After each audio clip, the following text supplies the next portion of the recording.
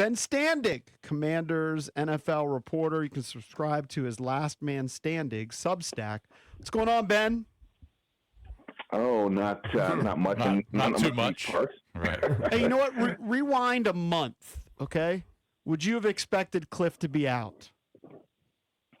No. I don't think that was a reasonable thing. I mean, I think by and large, we understood the challenges the offense was facing because of the injuries in particular. And, as we were watching these games, even the losing, you're like, all right, the offense, at least in some of these games, is sort of holding up. They're just having no chance because the defense has been so bad. I think for me, though, it was the Minnesota game where I started to look a little bit closer, like, okay, wait a minute, what is the actual plan here? The game, the play calling, in that one, I think we all recall was felt a little questionable, and it got remind people that aren't as clocked in as you and us. Yeah. Well, there was the very first drive of the game.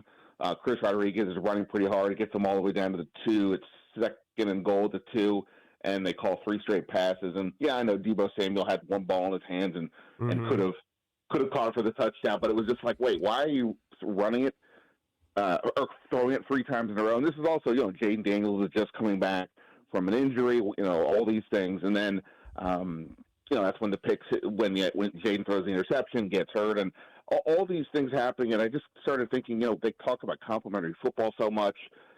Is that what's really happening here? And at least for me, that was a bit of a trigger. But no, I still wouldn't have thought that was definitely going to happen. That seems to be the tipping point, though, right? But that game almost. That's what it felt like.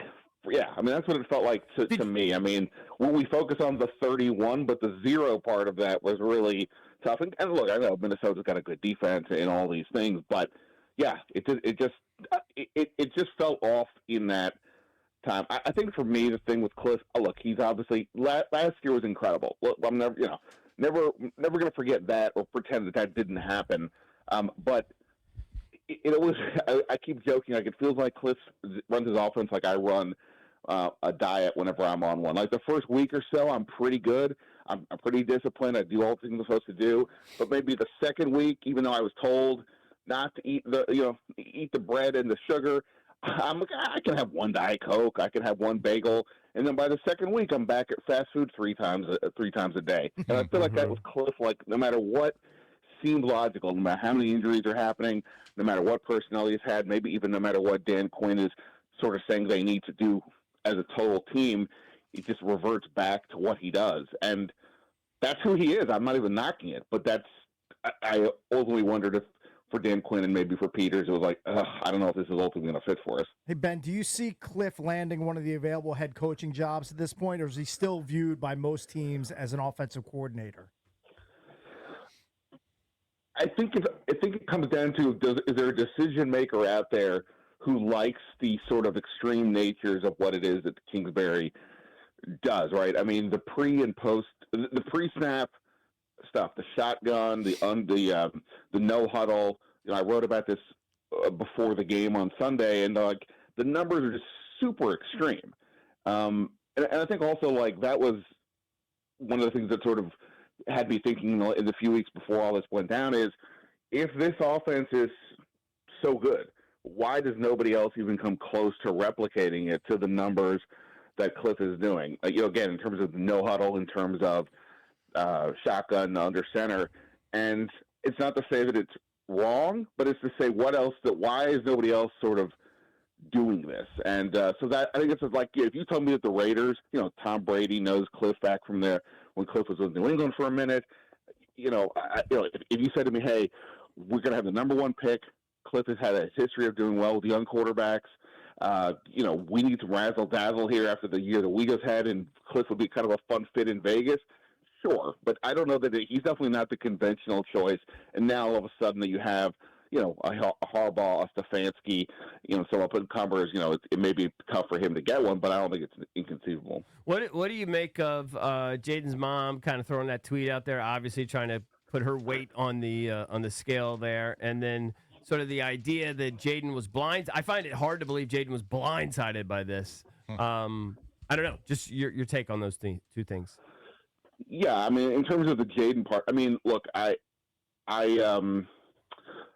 I had been sort of writing the story that I wrote that went up Sunday before the game for a few days, and then when I put it up there, and I know that The Athletic had put up at least a blurb saying something might be happening with no context, but something.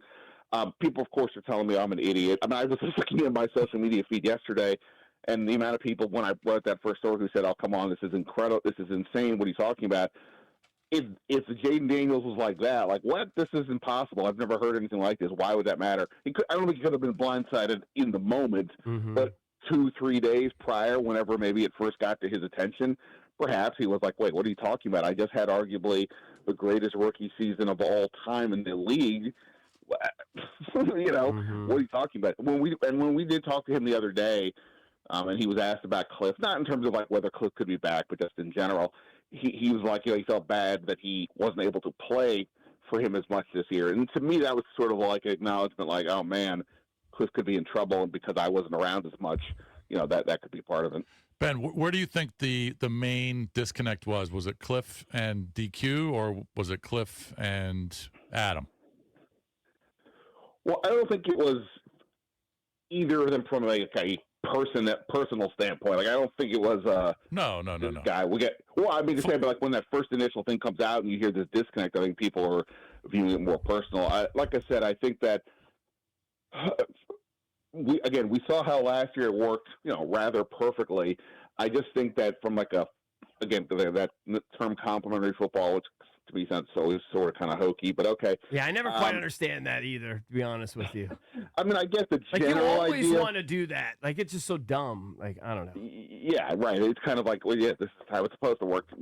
All winning teams seem to have that. But, I don't know. I mean, Peters comes, of course, from San Francisco, where you're running literally running the Shanahan offense, and that's a very different type of, run-based system, a little more, down fundamentals. And I imagine that probably made him curious over time. And for Dan Quinn, I don't know. I don't view Dan Quinn as like some big risk-taking kind of a guy.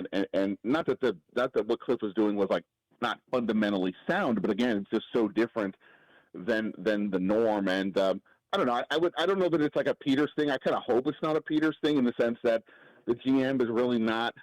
That's not really where the GM's call is. And as Peter said at the press conference, like, it is Dan Quinn's call.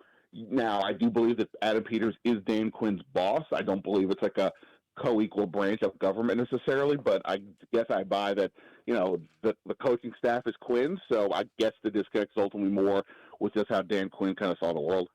All right, so give us of the names out there. The first one that comes to mind, I know Grant talked about it. We all saw Dable just raving about Jayden on Hard Knocks. I get excited about that. Just a coach would be so excited. But then JP points out, look, he ran Jackson Dirt to the ground, maybe. You could make that argument. Jackson Dirt, I like it. Dart. That's his nickname now, Jackson Dart into the ground. You did, Daniel Jones liked to run a lot. He had success with Josh Allen. Maybe that's not exactly what they're looking for with this go-around. Yeah, no, you're right. I mean, the Dable thing, we all saw it. Dable was clearly fascinated by Jayden, so was Joe Shane's kid. So clearly the Giants had some interest. Yeah, I mean, look, I think the key is, and I'll be honest, like the defensive coordinator names, like I've been thinking about more the OC. I'm like, oh man, you need to kind of sort through this, and it depends. Like does Kevin Stefanski get a head coaching job? I kind of guess he will, or is he sort of like, all right, maybe I'm better off sort of taking the year, work with some guy like a Jayden, and then build up my stock the way Cliff essentially did last year, and go forward. But I think the key is, look, I imagine a lot of us are still having the PTSD from the last 20 years, where you think every time there's an opening here, they're going to have to scrape the bottom of the barrel to figure out who would even come, or throw too much money at somebody. I don't think that's going to be the case here. I think they should have plenty of options because of the Jayden Daniels of it all. Obviously, this year was a mess, but again, last year did happen, and the opportunity to work with Jayden, to be able to, again, if you're somebody who's been a veteran guy, maybe it's a chance to sort of rehab or boost up your stock, or if it's a younger guy, hey, this is a chance to show I can be the next quarterback guru. So, like I think a guy like a Davis Webb in Denver is already getting a lot of attention. He's a QB coach out there under Sean Payton. I think it's a lot of credit for Bo Nix, and he's already, he's going to interview with the Raiders for the head coaching job. But, so I think the range from a Dable to a Davis Webb, I think I won't say they'll help tickle the litter, but I'm not worried about them having viable OC candidates. Who they pick, obviously, that's a whole other story. Mm-hmm. All right, you mentioned I'm sorry. I was just going to say, but you think it's going to be, I know you threw out a bunch of names, but do you think it's going to be a guy who's called plays before or someone who may have been a quarterback coach or an assistant offensive coordinator? I'm not sure, to add to that, I'm not sure he has the equity at this point to give a young guy a shot, to be honest with you. I think he needs something proven. Yeah, like a Daboll or McDaniel or someone like that, yeah. Yeah, no, I think the story that maybe is like, while not discussing it yet because it's not because there's so much else happening, is Dan Quinn essentially put himself on the clock with this choice. Like the Joe Witt part of it, of course, happened weeks ago, and we understood. Joe Witt was his own man, but he was an extension of what Quinn was doing on defense, and that just didn't work on any level. If none of this happens, if they just run it back with Cliff, he stays. I don't think anybody's going, wow, this is terrible. So he by making the move, Dan Quinn saying, all right, I think we can do better. Okay, cool. But after the year you just had, you kind of better be right, because the NFL, they do not let team coaches typically hang around for too long. And one bad year, I don't know what a bad year next year would look like. I don't know if it's meaning 7 or less. Again, everything's kind of relative to injuries or how does Jayden look or whatever. But yeah, I think he put himself on the clock. So to that end, in terms of the coordinators, I would guess he's going to look for more experienced hands than take a huge risk of not knowing. Like Adam Peters said, he in the press conference, when it comes to free agency, he found that most of the time you make mistakes when you're giving big contracts to somebody you just don't know. Well, unless the young person is like, say, David Blau, who's been in the building, Dan Quinn presumably would be hiring somebody he doesn't know on a personal level, and that feels like it's way too big of a risk for where he is. So, I would guess somebody who's been there, done that on both coordinator spots would be my guess at this point. Ben, were you surprised that let go of offensive line coach Bobby Johnson as well, or is that just par for the course? If you're going to get rid of Kingsbury, he's going to go too. Yeah, I think it's that. I think initially I was like, whoa, wait a minute. The offensive line was, the best unit on the team this year. Now, obviously, a lot of that is talent, but, I think in the way we always judge these things in terms of like development, Josh Connerly did get better over the course of the year. Chris Paul went from a guy, none of us were looking at as a starter to being a starter for 15 games.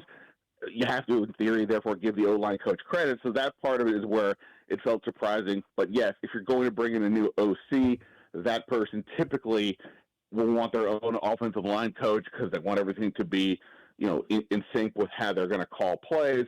No disrespect to a running back coach or a tight end coach, things like that. But that can kind of just be, okay, who's good at that job? Cool. It doesn't really affect the OC in the same way. So, yeah, I'm assuming it's just because once they moved on from Cliff, they did this. And I'm also assuming that, look, they got to go through the interview process. If you're making this move, again, you could easily justify keeping Cliff. This isn't one of those deals where you're firing somebody purely for, football cause, as it were. You better be thinking we can do better. So if that's the case, if you already think you really have it nailed down to a couple guys you're looking at, then you may imagine, okay, they're going to then bring in these people. So you say, okay, we're comfortable enough. Let's move on from the O-line coach as well. All right, so you mentioned that all of us obviously knew probably that they were going to let Witt go. Either way, probably wasn't going to be the defensive coordinator next year, right? They were going to give it back to him. So you've probably had a little more time to think about that position. Give us some names, but let me preface it by saying this, and this kind of even is in regards to the offensive coordinator position too. Von Miller said something that stuck with me. Now, I think he's being a company guy, and he's not going to trash anybody, as he said on this show every week. He's a positive guy, so he looks at things positively. But he said there are no magic play calls, right? You got to, these guys can all coach. The players have to execute, that sort of thing. So keeping that in mind, that there maybe are no magic play calls, who would be sort of at the top of the list defensively at D coordinator. Yeah, I enjoyed listening to Von Miller with you guys and enjoyed talking to him over the years. That was actually my question to him. I'm like, tell me okay, you've been around. What's the system? Everybody wants to say what's good. And he said kind of what he said, and I don't think he's wrong. I think we always make too much of a big deal over these genius coaches. I think so much of it is just being organized, making the right decisions at the right times. But ultimately, yeah, as we saw this year, right? Stars have to align, yeah. Yeah. I mean, if you don't, I mean, we all knew, like, once this group didn't have a great pass rush in the first place, then you lose with Dorrance Armstrong. You're like, oh, now they have none. And then the Dorrance Armstrong injury happens in the Dallas game. They lose that game in the next 3 by 20-plus points. I don't think it's a complete coincidence that happened. So, yeah, no, I agree. I think it's a matter of, again, sort of in this complementary football notion, do we get a coordinator whose style kind of meshes with the general theme of how we want to sort of control a game, up-tempo, slow it down, whatever it might be. I think there's 3 different buckets here, right? You've got the Dan Quinn tree, and there's a bunch of candidates in this one that people I think would be familiar with. Raheem Morris just got fired by Atlanta, was with Dan Quinn when Quinn was in Atlanta originally. He was obviously here for a little bit back in the Shanahan Gruden days. So, he's a well-respected defensive coordinator. Jeff Albright is another guy. He's currently in D.C. with Atlanta. He's been with the Jets. He was also with the D.C. with Quinn with the Falcons. The Falcons were second in the league in sacks this year. So I think the idea of getting more playmaking on defense could work with either of those guys. Then there's as we just discussed, sort of the been there, done that group.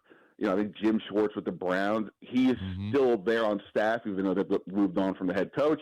If somehow he were to get free, I think he would be a really he's got a good rep, I too. like him, yeah. Yeah, he's also a Georgetown alum, so whatever that means. Right. So there's that. And then there's the, first-time club. I think a guy like Aubrey Pleasant with the Rams, another guy who was here. I swear I'm not just naming guys who were here. But, right. He's assistant head coach with the Rams, DB coach. That defense always seems to do more with less. So a guy like that could be interesting. Jim Leonard with Denver, another sort of, up-and-coming coach like that. The Broncos obviously had, one of the best defenses in the league. So I think there's 3 distinct buckets. If I had to guess, if Quinn goes outside the family for the OC, that the DC is somebody that he does know. And I think, like I said, Raheem Morris or Albright, I think those 2 guys to me stand out as, pretty good calls if they go that way. When you looked at Raheem, I remember looking at him at some point, and when he was at DC, I don't remember his teams being like super highly ranked defensively. Maybe I'm wrong. I feel like his reputation precedes him. I don't necessarily think you're wrong on that. I mean, like to the Von Miller point, a lot of it does come down to, who's on your team. Like the Raheem Morris's first year with Sean McVay was, I believe, the year the Rams won the Super Bowl, and the Rams statistically had a great defense. They also had Aaron Donald, right? So, it's all relative to what you have. But, yeah, he does. They did have a pretty good year that year, and I recall that when the next couple of years, again, the Rams felt like they were doing more with less, and I think that's why Morris got another opportunity to be a head coach, because it was sort of a little bit of Houdini act there, disguising what the Rams are doing to offset the sort of maybe the overt lack of talent. So, but yeah, look, I think all these coordinator situations are always tricky. How do you define the coach versus the players versus who maybe the head coach is, depending on what side of the ball? But yeah, I mean, generally speaking, Raheem Morris is viewed as a pretty good coordinator. So maybe it's reputation, but I think there's at least reason to think that he would be in the mix. Ben, good stuff. It's Ben Standig. Subscribe to his Last Man Standing Substack. We'll talk to you soon. Thank you, Ben. Appreciate it. Thanks, fellas. Have a good one. Good talking to you. Coming up next, let's talk about what this means to Jayden Daniels. We have the Jayden Daniels comments, which we can play before Cliff gets fired, where he endorses him. We got the tweet from his mom. What does this mean to the relationship with Jayden Daniels moving forward? 1-800-636-1067. We're the Junkies, coming right back.